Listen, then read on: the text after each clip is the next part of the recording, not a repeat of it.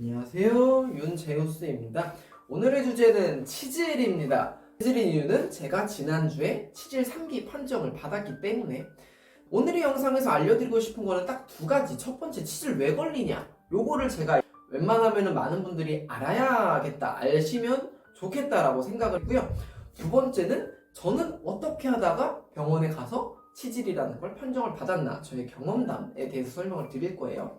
첫 번째, 치질이 왜 생기냐, 요거는 제가 의사 선생님께 직접 들은 이야기인데 보통 세 가지라고 해요. 첫 번째는 운동 열심히 해서. 공감을 못 하시는 분들도 계시겠지만 실제로 운동을 조금 오래 했거나 아니면 무거운 거 드는 거 좋아하시는 분들은 아마 치질이 있으신 분들도 많을 거고, 운동 좋아하시는 분들 사이에서는 치질이 되게 어떻게 보면은 하나의 관문처럼 치질 걸려서 운동 열심히 했네 라는 얘기가 있을 정도로 운동은 치질이랑 관련이 굉장히 깊다고 해요. 특히나 하체 운동을 할 때 엉덩이 주변에 힘이 많이 들어가면서 의도치 않게 치핵, 그러니까 치질이 이제 생길 수도 있다는 건데, 요게 이제 첫 번째. 두 번째 원인은 보통 면역력 문제인데, 이 면역력이 낮아졌다라는 거는 내가 몸 관리를 안 했다가 될 수도 있는데, 이 몸 관리가 제대로 안 됐다, 이 두 가지가 있겠죠. 첫 번째는 잠을 제대로 안 자거나 제대로 안 쉬었거나 혹은 조금 불규칙한 생활 패턴을 가지고 있거나, 두 번째는 내가 제대로 안 먹었거나. 근데 요거는 보통 다이어트 하시는 분들에게 해당이 될 거예요. 물론 내가 하루하루마다 먹어야 되는 기본적인 모든 영양소를 다 충족하고 정말 건강하고 행복하게 식단을 하시는 분들도 계시겠지만, 보통은 닭가슴살을 열심히 먹으면서 샐러드 조금, 보통 다이어트를 하다 보면은 자연스럽게 조금씩은 내가 부족한 영양분들이 생기기 마련인데, 그 타이밍에 내가 피곤한 것까지 더해지거나 혹은 이런 요인들이 나의 면역 체계에 이상을 만들어줄 수도 있다는 거예요. 그리고 세 번째 같은 경우는 변기에 오래 앉아 있는 습관이라고 해요. 근데 보통 식단을 조절을 하고 운동을 열심히 하시는 분들은 두 가지가 해당이 되겠죠. 여기서 변기에 앉아있는 습관까지 더한다면 삼위일체를 이루면서 치질에 엄청나게 최적화된 몸을 갖게 되는 거예요. 그게 바로 저겠죠. 그래서 혹시라도 치질이 걱정되시는 분들은 당연히 운동을 열심히 하기는 해야겠지만, 너무 격하게 식사량을 줄이거나 아니면 너무 단백질 위주의 식사를 하시는 것보다는 어느 정도는 내 몸에서 필요로 하는 영양분들을 깔끔하게 골고루 챙겨주시는 게 좋겠죠. 치질을 걸리면 안 되는 이유는 첫 번째, 후기를 보면 굉장히 아프다고 해요. 아무래도 별거 아닌 것 같은 치질이지만 그 수술을 하고 나면은 한 달 정도는 거의 일상생활이 불가능할 정도로 아프다고 해요.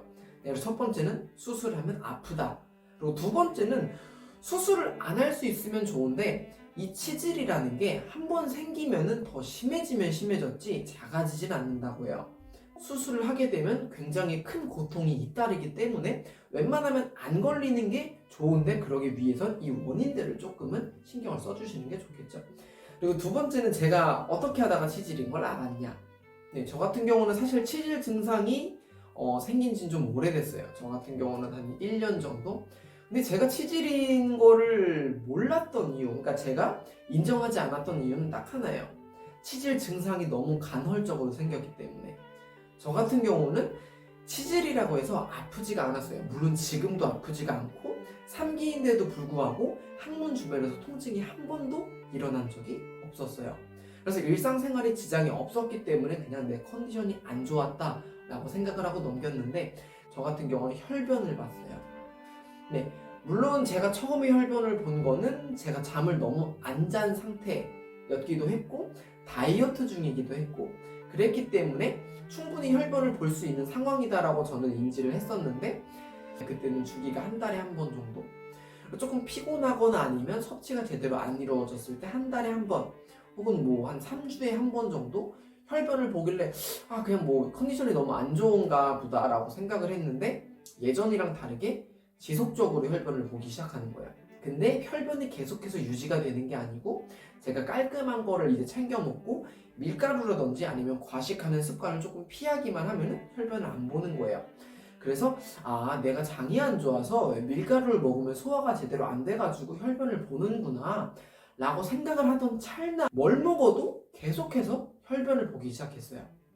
네, 물론 제 상태가 악화가 됐다는 증거겠죠. 그래서 식단 깔끔하게 먹고 제가 아무리 신경을 써도 잠을 열심히 자도 이틀, 3일이 지나도 혈변을 보는 증상이 완화가 안 되는 거예요.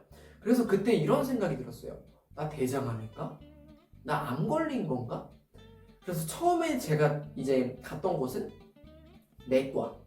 내과를 왜 갔냐고 생각을 하시는 분들이 많을 텐데, 내과는 보통 저희가 감기를 걸려도 가고 아니면 조금 심적으로 편하게 가게 되는데, 그런 거 있죠. 치과는 아파도 좀 안 가게 되는 거. 그리고 항문외과는 한 번도 안 가봤는데 뭔가 괜히 가기 싫은 생각이 들었어요. 이제 그런 것도 있겠죠. 공포감. 그러니까 무서워서 안 간 것도 있는데, 더 무서운 거는 내가 혹시라도 뭐 치과도 똑같겠죠. 이가 썩었거나 만약에 이게 진단을 받게 돼서 내가 그 환자가 되는 게 두려운 거예요. 만약에 항문외과를 가도 내가 항문에 병이 있다는 거를 받아들이게 되고 내 항문에 병이 생긴 거를 치료를 하게 된다는, 그러니까 항문에 병이 있다는 걸 진단받는 것 자체가 굉장히 두렵더라고요.